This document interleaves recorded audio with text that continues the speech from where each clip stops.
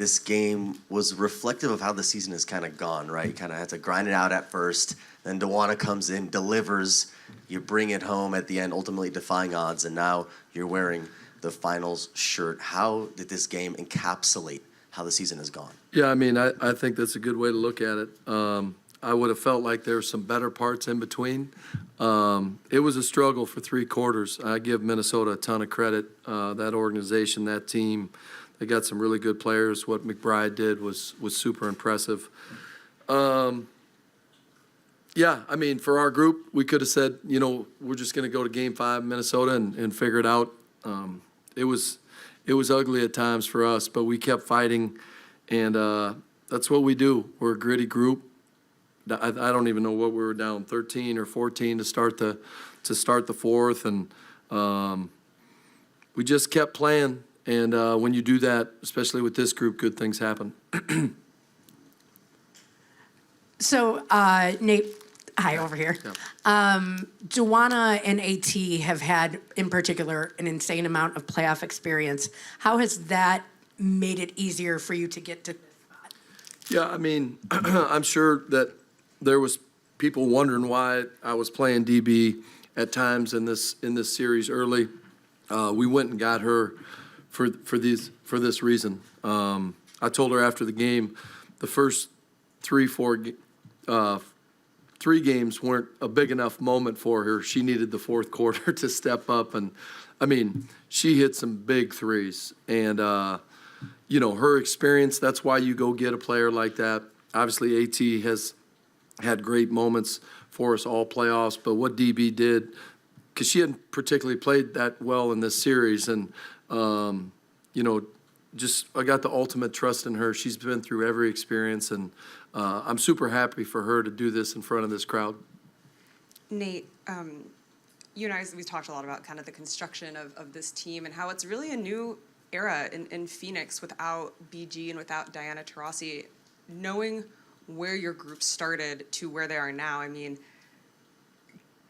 just could you have seen, Yeah. I know you guys talk about being the underdogs a lot and count it Yeah. out, but could you have imagined that this is what your team has been able to do, especially also the fact that you guys weren't a full team until really the last month of the regular season? Yeah, I mean, it's pretty impressive. I felt like, I mean, tonight might have been the first time that we were the favorite or not the underdog. Someone asked me that before, and we looked a little bit nervous or tight or too excited. I don't know what it was, because no one has had expectations on us except ourselves, right? And, you know, it was one thing that we challenged our group in training camp, that every day was going to be a new day.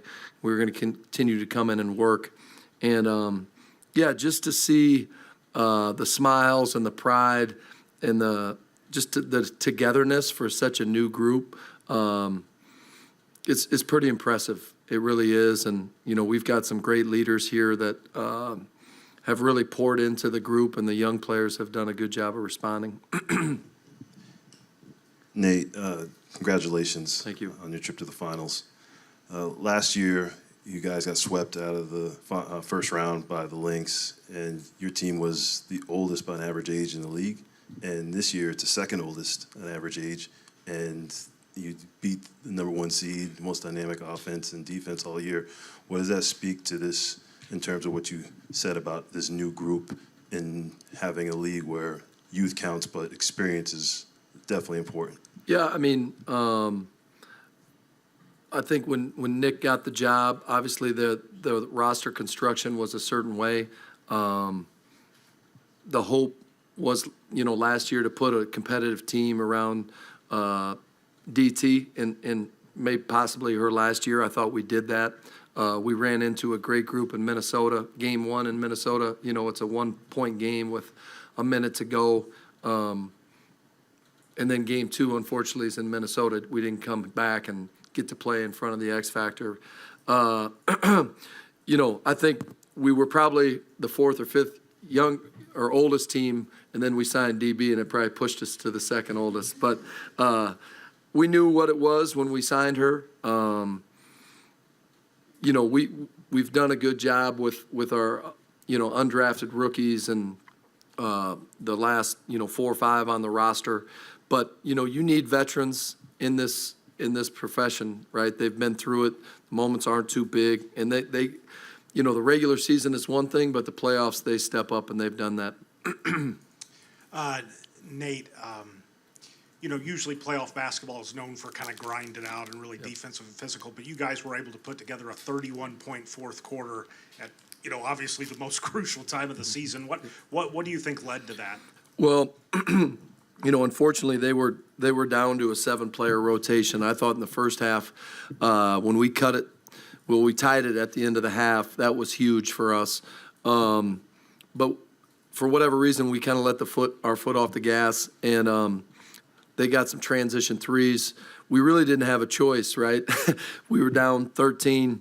We needed to get stops, and then when we get stops, we're pretty good offensively because we're playing free, and we don't have time to overthink it, and we're just playing. And we made some great plays, some really good passes, and that's what it took. Congrats. Thank you. You spoke to the closeness of the team. That seems like that's the common denominator out of all these teams that fight through adversity at this level. Yep. Do you think that was more early on, you and the coaching staff trying to elevate that, or AT and the vets realizing that you needed to get close together as a group? Yeah, all of it is connected. It's the coaching staff, it's the training staff, it's the players. We've got a great culture. Obviously, when you win, it's easier to talk about your culture, but we've got very high-level people in our organization, and you got to have it. And, especially when times are tough. And, again, it's a new group, so there's like a newness, a fresh energy to it. But you want to have these experiences because we're trying to build this thing to last. Nate, saw you looking up high probably in the last 30 seconds when Kyle was at the line at one point smiling. You weren't supposed to see that. It went from 7 to like 3 real quick. Yeah, I was like, that was not smart. If you don't mind sharing who you're smiling at and what you were feeling in those moments, even after that final seconds ticking off. Yeah, I mean, I was looking at my family. We took a chance coming to this league, coming to this organization, and I had been living the NBA dream, and it was awesome. Had kind of gotten overlooked as some NBA jobs over the years. My dad was a longtime high school girls and women's coach, and he had a ton of success and took a lot of pride in starting basketball in South Dakota in the mid-'70s. And people came out to watch his games at a real high level compared to the high school boys teams. And he passed away in 2008, but just looking around, like, I know he would be like so proud. And everything Matt has told me he was going to do, and Josh, when I took this job, they've done it. We treat our players at the highest level that we possibly can. I was lucky enough to be with around 4 different NBA teams, and we treat our players as well as any team that I've been around. And, that just shows there's a real commitment to what we're trying to do. It's not talk. We've got a big-time facility. We've got physical therapists. We've got a training staff. We've got an unbelievable dining hall. Like, everything is high level. And so I'm just super thankful for this opportunity. I got a great staff. It's just that arena was just special, right? And that was a cool moment. And then after we were up 7 and they cut it to 3, I was like, that was dumb. I shouldn't have. But yeah, I had one of those like, oh, we're really here, And this is I wanted my family to know that I'm very thankful for all the things that they've given up for my journey. Hey Nate, looking at the practice facility, y'all have had a counter-up of days to the finals, I believe. Yeah. I wanted to hear your thoughts on how that's kind of helped to up the urgency, to break the mundaneness of the 44-game regular season grind. And then part 2 of that is Alyssa Thomas, obviously one of the best winners in the league history-wise, but the route to success, it feels like you all leaned into her strengths and kind of complimented her as well as any roster that she's been on has. Can you just kind of speak to that part too? Yeah, you know, when you get ready for a season, you think about the messaging that you want to tell your team. You know, we wanted a new day mentality. Every day we walk through that facility, the security, we wanted to make each day matter. And so, you know, we put 166 to Game 7 of the finals. Some of the media caught wind of it. It might have been like 172. We were a couple days off. But now we're down to like 19, and we're here. We're still standing. It's been crazy to see that number just go down. And as the number has gone down, we've gotten better and better and closer together. And each game means more, right? But yeah, that was kind of the hope, right? That we weren't going to skip days because we were such a new group. We didn't have years of experience together, so every day mattered for us. And then AT, yeah, I mean, I don't know where we would be without her.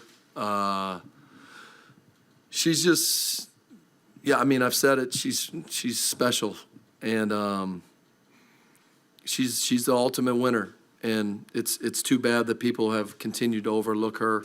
But I feel like she feels this is the right spot for her. And you can see it when she talks and smiles. And I'm just super happy. She took a chance, right? She could have picked a lot of different places, came here, and, you know, we love having her. Coach Greg Moore, Arizona Republic. Congratulations on the win. Curious how important it was for you guys to win today to get the extra day of rest, and do you have a preferred matchup going into the next round? We do not have a preferred matchup. I'm not going to lie to you. I haven't had much time to even look over there. Part of the reason I think we struggled is we wanted it so bad today, right? We need some days off. We wanted days off. I mean, we've just been going. We've been going. It's the W schedule. This is what it is. Obviously, if you lose today, you go to Minnesota and you figure it out. But the carrot was to win today to get some rest. And we all need it, right? We all need it physically, mentally. So I'm really happy for the group that we're going to get some time off. Hey, Coach. You took a chance to come here, and as you sit here, headed to the finals, can you just reflect on that choice that you made? Yeah, I mean, I wouldn't be here without Nick, right? We were getting ready for the NBA season, and I randomly had a missed call from Nick. I didn't really know. I knew Nick through the NBA circles a little bit. Had interviewed for a spot on Golden State's staff a couple years before, and you know, just going through different interview processes in the NBA, like you want to, you know, you and the general manager are connected, right? And so you want that person to be aligned with you and about the right stuff. And I couldn't pick a better partner, to be completely honest. Him and I see the game a lot of ways in the same. And he's just like, he's the best guy, right? He just treats people with respect. He's about the right stuff. He puts our players first. And so, yeah, I got to pinch myself sometimes just because of the opportunity that you know, Nick and Matt and Josh gave me to come here to take a chance, because not a lot of people thought it was a great hire, right? And so, you know, that's okay, right? And you know, we're building this thing.